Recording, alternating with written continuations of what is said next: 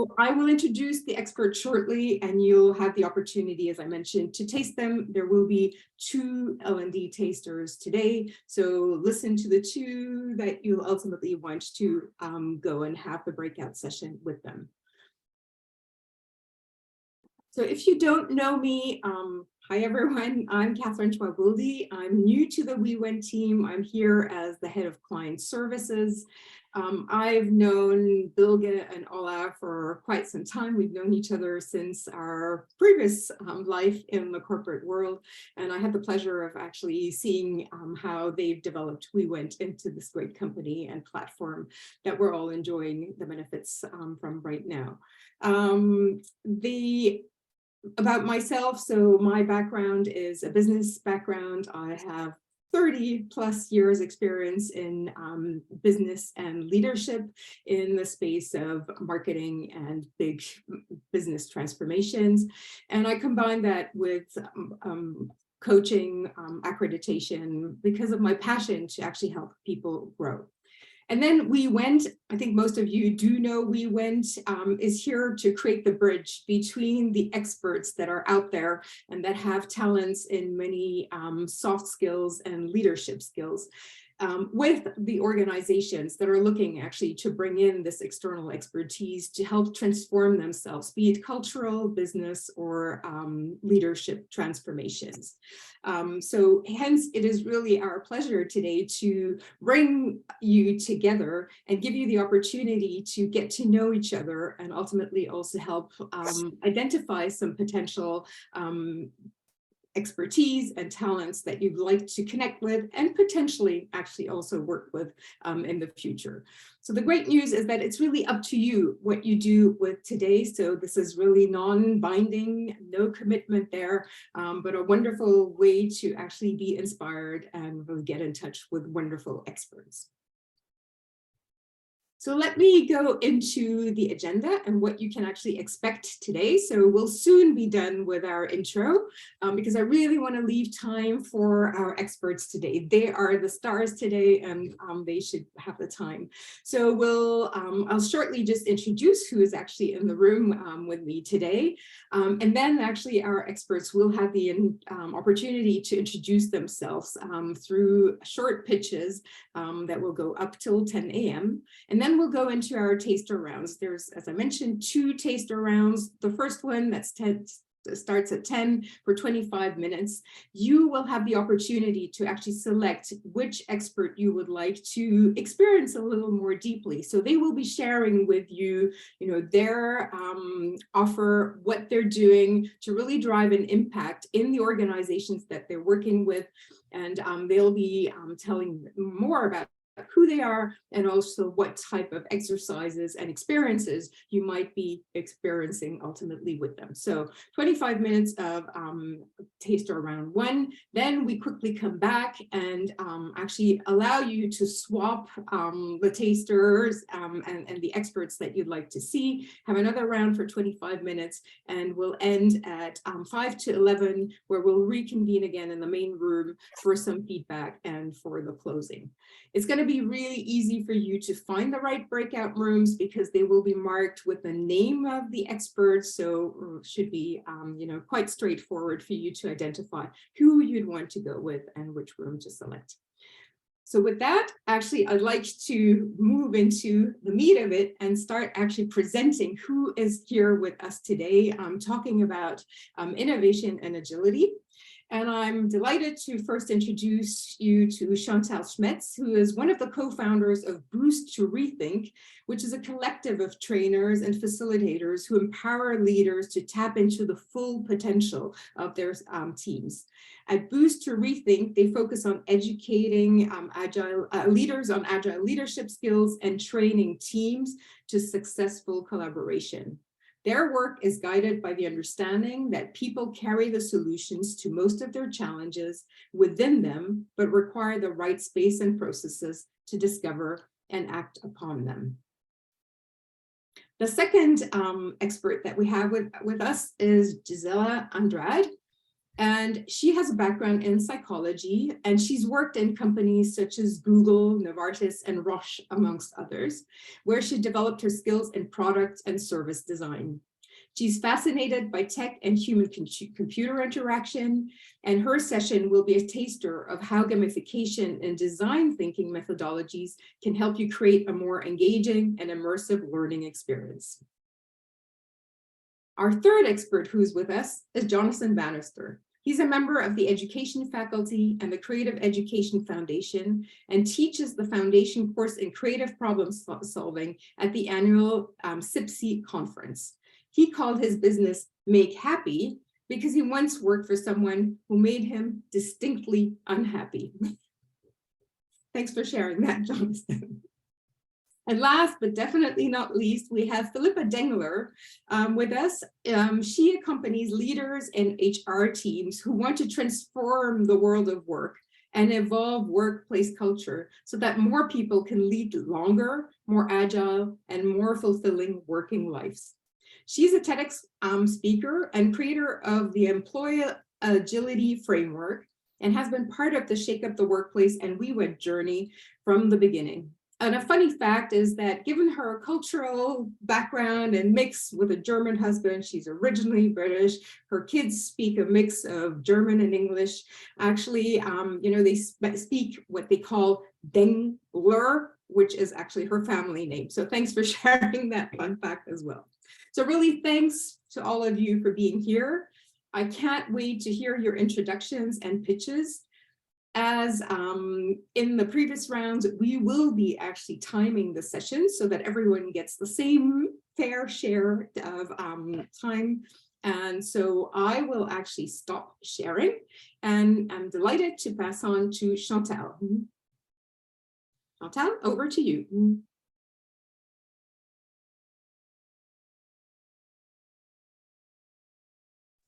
Thank you very much, Catherine, for the handover and the nice introduction. So let me start with a bold statement. I think that we can all agree that there is hardly anything that we can agree on as being globally true. However, there seems to be one exception. It looks like mankind somehow globally came to the conclusion that with 8 billion people on the planet, innovation has become vital to our survival.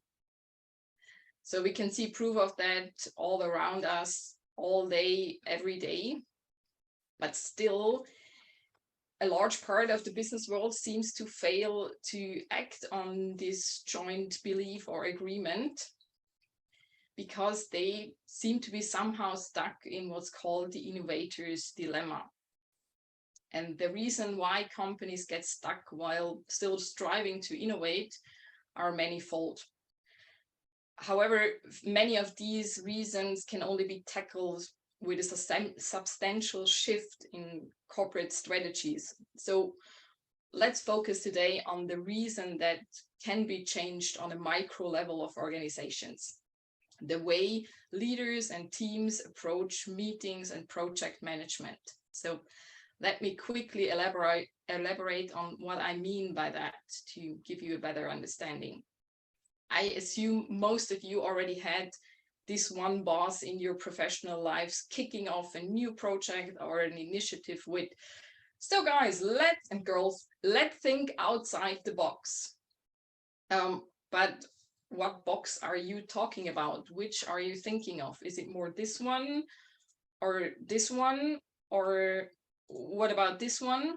So for any project, it's to think outside the box at any given time. It's important that everyone at the table really understands what box they're talking about, because then it's allowing the team to really think outside of said box by connecting the dots outside the box to the box, thinking linearly. This is what commonly happens in meetings when we do brainstorming sessions.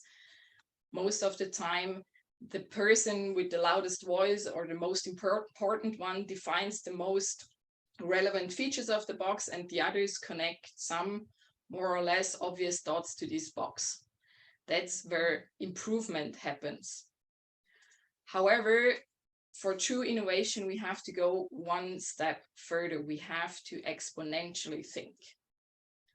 So we have to come up with a new box altogether.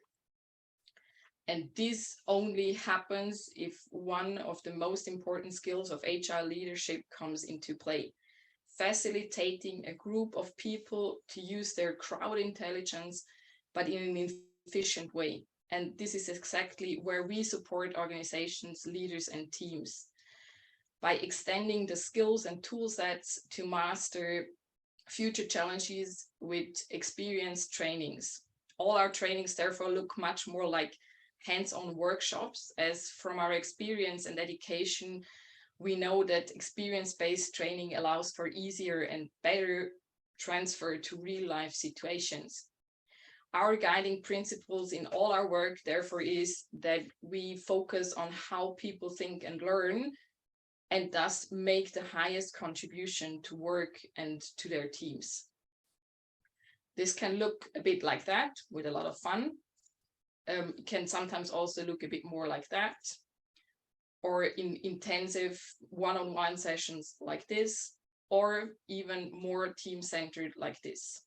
Us, that's Patricia Pielaszek and myself, we form the Boost to Rethink collective, do often co-facilitate, and we offer advisory, facilitation, but also a lot of empowering of team leaders and teams to collaborate more efficiently on innovation projects. So if you want to get a sneak peek on how innovation feels with us, join me in the breakout room or contact us directly. Thank you very much. Thank you very much, Chantal. With that, I'm actually happy to hand over to Gisela. Gisela, over to you.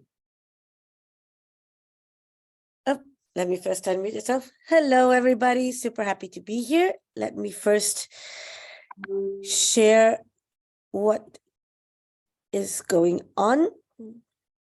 So let me start here. Okay, so I'm Gisela. I'm from Portugal, been in Switzerland for a couple of years now. And I'm very passionate about computer-human interaction, about design thinking and gamification, but most of all, how it all allows you to have a better learning experience. Why is it important? Why does it make it better? So this answers who I am. And what I want to share with you guys is, why do I like it so much?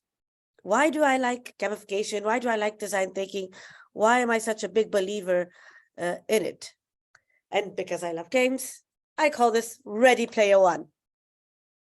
So I have about 10 years experience with design thinking, computer-human interaction. I got certified and specialized in developing engaging experience, particularly, and I like to particularly focus on onboarding processes and explaining complex processes through gamification and design thinking. Why is this? What happened was, throughout my professional experience, I came across very often the issue that people were complaining about the onboarding processes being too complex, the onboarding processes being too boring, not just the onboarding process, but change processes in general as being difficult to understand, difficult to get buy-in. And that's when I started to realize design thinking really helps you with that. Why? Because of the phases that it has. It helps you empathize with the target audience, which in this case would be your employees. It helps you better framework the problem and really narrow in and align the team in what the goal is and what they need to understand. And the fact that you use gamification helps you put it into small bites, easier to understand and more engaging, in the sense that you constantly have interactive actions that you're doing. And we all have different ways of learning, different ways how we absorb information. But one thing that seems to be common across is that we all seem to learn a lot better by doing, by actually trying it out. It also gives people the ownership of the learning process, of the different parts which really allows them to not only absorb, but really identify and take as their own the whole learning concept and the processes that you're trying to change, to implement. So up. So I would love to invite you to have a taste of what I do and come to the taster session. And I can show you a little tiny bit of how I can use a game to show you how you can engage your employees right from the get-go. And this is something that you can use as a starting point. Either you're developing a service, either you're developing a product, either you're developing a new process, but that you want to make sure that you're getting people engaged into a learning experience and really also aligning your team in the common goal. Because we all know that projects are 99% people, right? And we need to align them. And why not do it in a fun and engaging way that people really feel that they are learning and developing? Thank you, everyone. Thank you so much, Gisela. Right on time as well. So that's really great. So without any further ado, I'll hand over to Jonathan. Thank you very much, Catherine. Hi, everybody. I've got 4 minutes. Timer is on my screen as well to talk to you about the bit that I'm absolutely passionate about, which is how do we solve problems? And it's not something that actually we teach at schools. India last month was the first country in the world to announce that they are going to start teaching design thinking at schools. But we educate young people all over the world and we don't teach them to solve problems. So I'm not even, to save time, I don't even have a cover slide. This is probably the most important slide that I think sums up why I get so passionate about innovation, is that we believe at Make Happy that to have really innovative results, you need the right people on a team. You need to follow a common creative problem solving and innovation process that everybody in the team understands. You need within that process, you need process skills and you need process tools. And I'll dive into that deeper in the breakout by what I mean in terms of the skills and tools. And you need to understand how everybody approaches innovation, approaches problem solving. And you've all probably been in a meeting where you've heard somebody just throw out another idea, another idea, another idea. And some people are going, I just wish they would shut up. And other people are trying to move straight to to a plan, and other people are going, we're not ready to move to the plan yet. And that's because we all have different styles.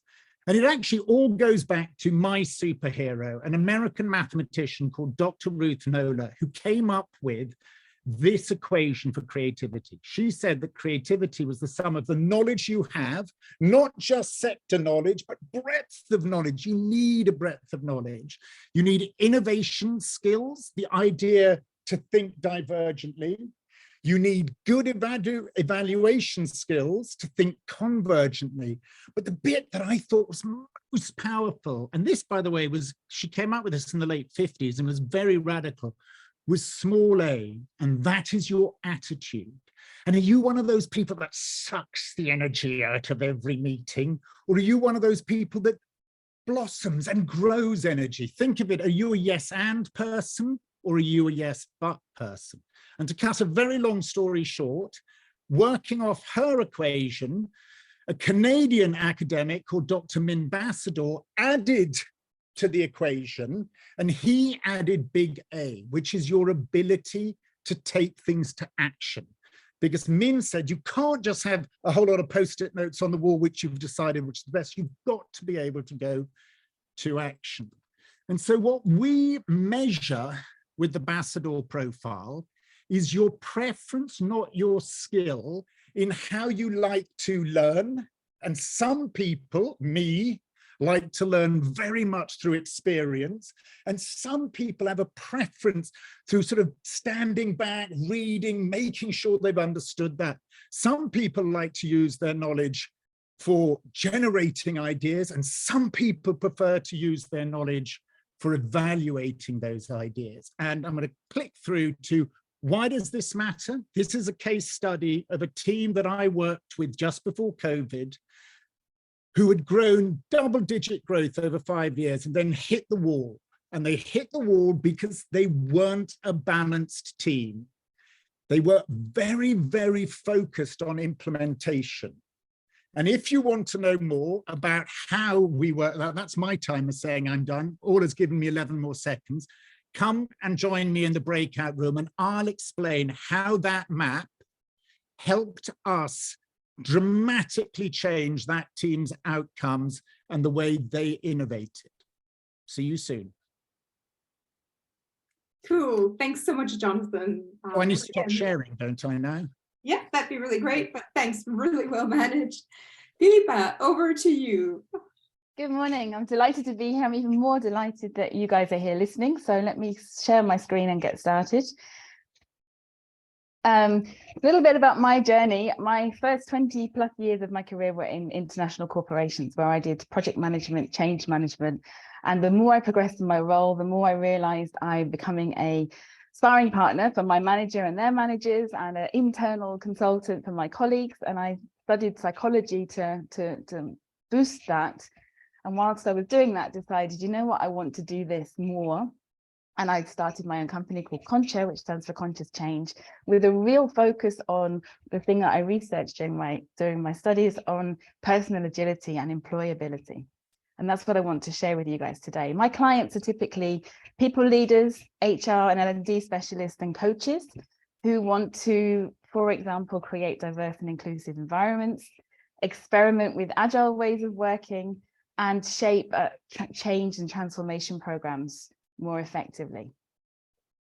And that's easier said than done. And I'm sure I'm preaching to the converted when I say that to you guys. You know that that requires people to be open and willing to learn and embrace new concepts, to maybe revise their ingrained attitudes and to develop new behavior patterns, or in short, to have a high degree of personal agility to be able to actually act on these changes within an organization within their working lives. I did the research a few years ago into what employees over 40 need to do to maintain their lifelong employability, and happy to say it was published, and I also did a TED talk around it.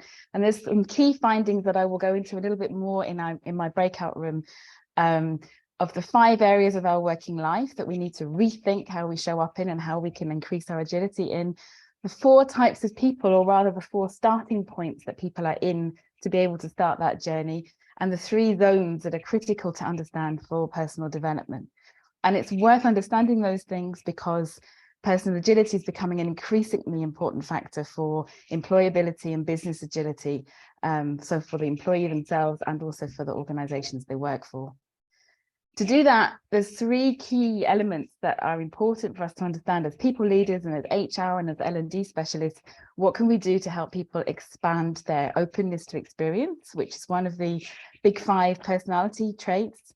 What can we do to help people build their self-efficacy, which is Bandura's concept of how much belief you have in your ability to achieve a goal, in this case, towards more personal agility?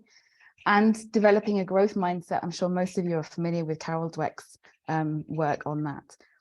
The good news is the research shows that this can be developed in adults of any age. It's not related to your age, but it requires practice and it requires support. And unfortunately, most people leaders don't feel confident enough to be able to support their colleagues and employees in this area, in these areas. And some of the norms and practices that we have in our working environments actually prevent people from practicing the things that would be beneficial. So to take all of that kind of knowledge and research, what we do at Concha is put it into easy to use formats for people leaders so that we can break down the taboos and let them focus on what they can do and what their employees can do to increase their agility. We measure and visualize the competencies that people can build to be more agile, be more personally agile. And of course, on WeWent, you can see all the workshops and the trainers that we do to help people practice and build skills. And the idea is to have data, rich content and a structure that let people have meaningful, positive, resource-orientated conversations that lead to small steps that help them to build their personal agility. So it's obviously a win-win for the employees on the one hand, who feel more confident that they can adapt and thrive to changing circumstances, whatever comes their way, and for the companies who have a more flexible workforce that's able to adapt to their requirements, and for me, crucially, wants to work there rather than being stuck there because they don't feel they have any alternative. So I'm delighted to be able to give you a taste of that today in the workshop. Even though it's short, I'm going to give you an overview of how the process works day to day in real life, and let you experience it in a mini format, let you do some self-reflection, talk about the 5 areas, the 4 types and the 3 zones.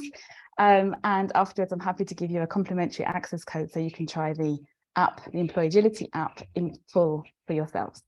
So I look forward to seeing you in my breakout room. Thank you.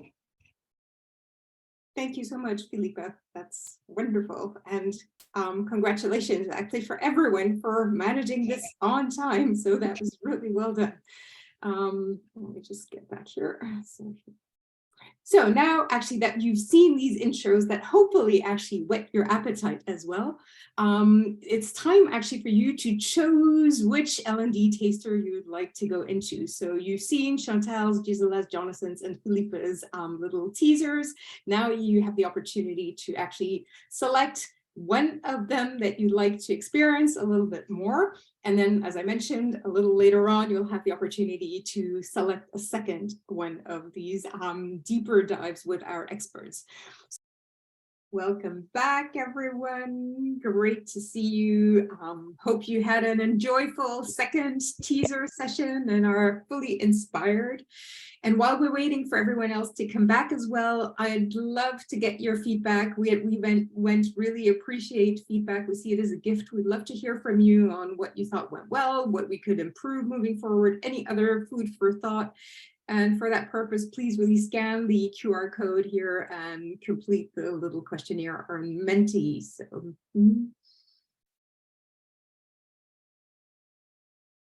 So in terms of what's next, most importantly is if you liked any of the tasters, please really get in touch with the experts directly. I will show the page with the QR codes right after this slide. So you'll have the opportunity again to scan those QR codes and see where you want to take those relationships with the various experts that we had here. I'd like to thank them again for presenting us a little tease of everything that they can actually do and make the impact that we're all looking for. If you're not sure and need more help, really get with us, get in touch with us directly at WeWent. We're really here continuously growing our pool of experts. We're vetting all of experts that we have. We're about 40 right now that are based between Switzerland, the UK, the Netherlands. And as I said, continually growing there. So really feel free, reach out. We are more than happy to provide you any answers or also any of the suggestions on how we can help you continue to drive those transformations that you're looking for. And then as of 2023, stay tuned. We're going to keep on running L&D tasters. We will keep you posted on what's coming. Might be, slightly reviewing the format, but definitely we will carry on with those sessions. And thank you actually for your support in 2022 with those tests and learns that we've had as well so far. And here again, the contacts of our wonderful experts. Thank you to all 4 of you for being with us today. And thank you to all our guests. And we wish you, all the best moving forward. And most likely we won't be in touch before the year end. So all the best also for the holidays to many of you. So we are actually closing a pilot of this L&D taster, and your feedback gives us wings to continue doing it in 2023. So if you have any ideas, as Catherine said, please let us know. We are happy with the results we are getting so far, but we're sure we can do even better. So watch us in 2023. And Catherine, thank you so much for hosting it for the first time. Pleasure. Thank you. Thank you for all your contributions.